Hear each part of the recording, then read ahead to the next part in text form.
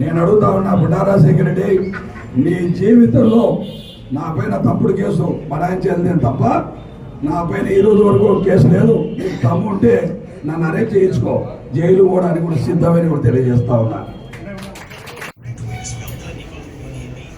మన ఎమ్మెల్యే బుడ్డా రాజశేఖర రెడ్డి గారి ఆగడాలు అర్ధరాత్రి వేళల్లో విధి నిర్వహణలో ఉన్నటువంటి అటవీ అధికారులపై దౌర్జన్యం మన రాష్ట్రంలో సంచలనమైంది. రాష్ట్రం అంతా కూడా కోడెక్కుస్తూ ఉంది. ఎస్సీ ఎస్టీ దళిత వర్గాలకు సంబంధించినటువంటి మైనార్టీ వర్గాలకు సంబంధించినటువంటి అధికారులపైన అర్ధరాత్రి వేళల్లో పత్రికలను ఘోషించిన విధంగా తప్పతాగి అని చెప్పి దుర్మార్గంగా తాగి విచ్చలవిడిగా అక్కడనే చిన్నారుట్ల దగ్గర మళ్ళీ మందుపాటు పెట్టుకొని రాత్రి శిఖరం వద్ద చెక్ పోస్ట్ వద్ద ఆగి అక్కడ బీటు గార్డులుగా డిప్యూటీ రేంజర్ ఆఫీసరు అందరూ డ్యూటీలో విధుల్లో నిర్వహణలో భాగంగా పులి సంచరిస్తూ ఉన్నది ఈ ప్రాంతంలో, ప్రజలను అలర్ట్ చేయాలి అనే ఉద్దేశంతో సైరన్ ముగించుకుంటూ విధి నిర్వహణ చేస్తున్నటువంటి అటవీ అధికారుల పైన కొట్టి ఎస్సీ ఎస్టీని చూడకుండా దుర్మార్గంగా వాళ్ళని చేయి చేసుకొని అర్ధరాత్రి వేళల్లో వాళ్ళ వాహనాన్ని ఎక్కి దౌర్జన్యంగా దుర్భాషలాడుతూ కులం పేరు పెట్టి తిట్టి అక్కడి నుంచి వాహనాన్ని తనే నడుపుకుంటూ 10 గంటల్లో మొదలైనటువంటి డ్రామా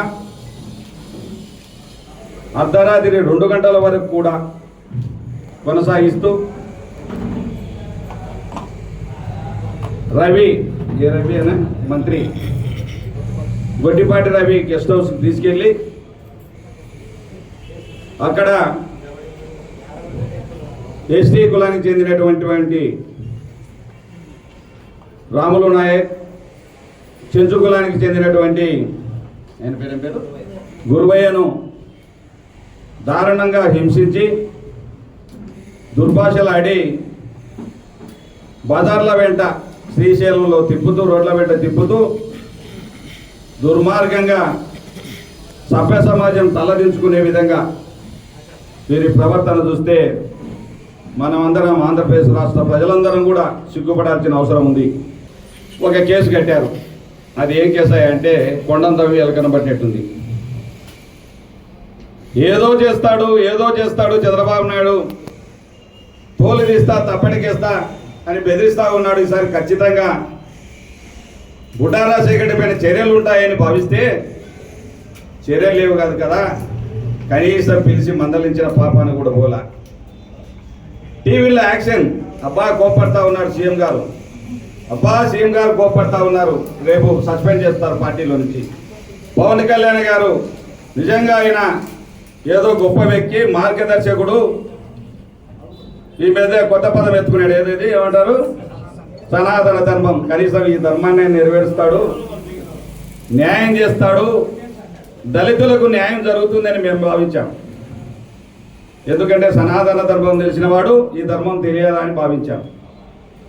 ఇవి సినిమాలో డైలాగులని తెలిసిపోయింది. ఈరోజు మేము అడుగుతా ఉన్నాం, బుడ్డా రాజశేఖర రెడ్డి గారు ఈరోజు రాజకీయాల్లోకి వచ్చినప్పటి నుంచి కూడా ఆయన ఫస్ట్గానే గెలవంగానే బ్రహ్మాండమైన ఒక మీటింగ్ పెట్టి ఆ రోజే ప్రజలకు సంకేతం ఏమి ఇచ్చాడయా, పట్టుడు గట్టల ఫ్యాక్టరీ పెడతానన్నాడు. అంటే మీరు సంపుదామనే, మీరు ఈ రాజ్యాంగాన్ని రెడ్ బుక్ రాజ్యాంగం అంటే ఇదేనా? లోకేష్ గారిని అడుగుతా ఉన్నాం. రెడ్ బుక్ రాజ్యాంగం మా పైన కాదు ఉపయోగించాల్సింది. ఈరోజు మీ పార్టీలో ఉండి మీ ఎమ్మెల్యేలు మీ పార్టీకి చెడ్డ పేరు తెచ్చే విధంగా ప్రవర్తిస్తున్న ఎమ్మెల్యేపై రెడ్ బుక్ రాజ్యాంగాన్ని ఉపయోగించండి. ఎక్కడో తప్పులు చేయకపోయినా అనామకులను తీసుకొచ్చి ఈరోజు ఎస్సీ ఎస్టీ కేసులు పెడతా ఉన్నారు. అంటే మీకు కనపడలేదని అడుగుతా ఉన్నాం. మీరు రెడ్ బుక్ రాజ్యాంగంలో రాసుకున్నారని అడుగుతా ఉన్నాం. మీ ఎమ్మెల్యేలు ఏ తప్పు చేసినా విధి నిర్వహణలో ఉన్నటువంటి అధికారులను కొట్టినా మీరు మామూలు కేసులు పెడతారని మేము ప్రశ్నిస్తూ ఉన్నాం. మీరు నిజంగా నిజాయితీ నిరూపించుకోవాలంటే పవన్ కళ్యాణ్ గారు, సీఎం గారు, లోకేష్ గారు, మేము ఒకటే కోరుతా ఉన్నాం. ఒక వైఎస్ఆర్సీపీ పార్టీ తరఫున కోరడం లేదు. మేము ప్రజల తరఫున, దళితుల తరఫున, ఈరోజు బీసీ మైనార్టీల తరఫున అడుగుతా ఉన్నాం. మీరు ఖచ్చితంగా బుడ్డా రాజశేఖర రెడ్డిని ఎస్సీ ఎస్టీ అట్రాసిటీ కేసును బనాయించి వారి పైన వెంటనే చర్యలు తీసుకొని పార్టీ నుంచి సస్పెండ్ చేయాలని కోరుతా ఉన్నాం. బుడ్డా రాజశేఖర రెడ్డి, నువ్వు తీసుకుంటున్నటువంటి కోట్ల రూపాయల డబ్బుల గురించి లోకేష్ గారికి తెలియపరచాలి. లోకేష్ ఒక ఎంక్వైరీ కమిటీ వేయాలి.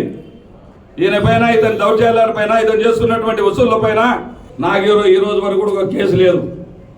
నోటుకు వస్తే బూతులు, ఆయన పేరే బూతు రాజా, ఆయన పేరే వసూలు రాజా, ఇవి పేర్లు వసూలు రాజా. ఏడాది కలెక్షన్ల దందా.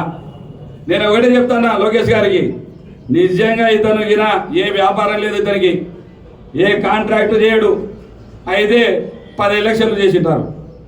ఇవేమన్నా వ్యవసాయం చేసి పండిస్తే రాజకీయాలు చేసే రోజులా అని అడుగుతా ఉన్నా. అంటే ఇతను కలెక్షన్ ఏ విధంగా ఉందో ఒకసారి గుర్తు తెచ్చుకోమని అడుగుతా ఉన్నా.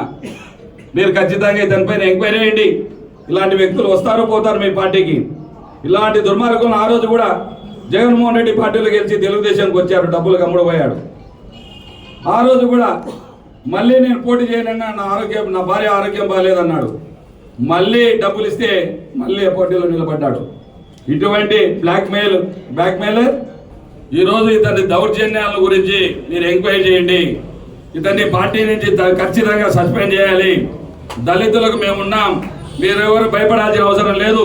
మీ వెంట జిల్లా అంతా కూడా మీ వెంట మా అధ్యక్షుల వారి ఆధ్వర్యంలో మీ జిల్లా అంతా కూడా మీకు తోడుగా ఉంటాం, దళితులు కాపాడుకుంటాం. అవసరమైతే ఎన్ని నిరసన కార్యక్రమాలు చేపట్టడానికి సిద్ధం, మీకు తోడున్నామని కూడా తెలియజేస్తా ఉన్నా. రాష్ట్రంలో కేసులు పెట్టే పోదు, మచ్చ జరిగిపోదు. ఈ విధమైనటువంటి ఒక దెబ్బ కొడితే ఒక అన్నం పెట్టేవాడిని కానీ, ఒక దెబ్బ కొట్టేవాడిని కానీ ప్రజలు మర్చిపోరు. అది గుర్తు పెట్టుకోవాల్సిన అవసరం ఉంది అని కూడా తెలియజేస్తా ఉన్నా. కాబట్టి ఈరోజు బుడ్డా రాజశేఖర రెడ్డి పైన ఎస్సీ ఎస్టీ అట్రాసిటీ కేసు పురమాయించాలి, లేకపోతే ఈ కేసులు వెనక్కి తీసుకోవాల్సిన అవసరం ఉంది.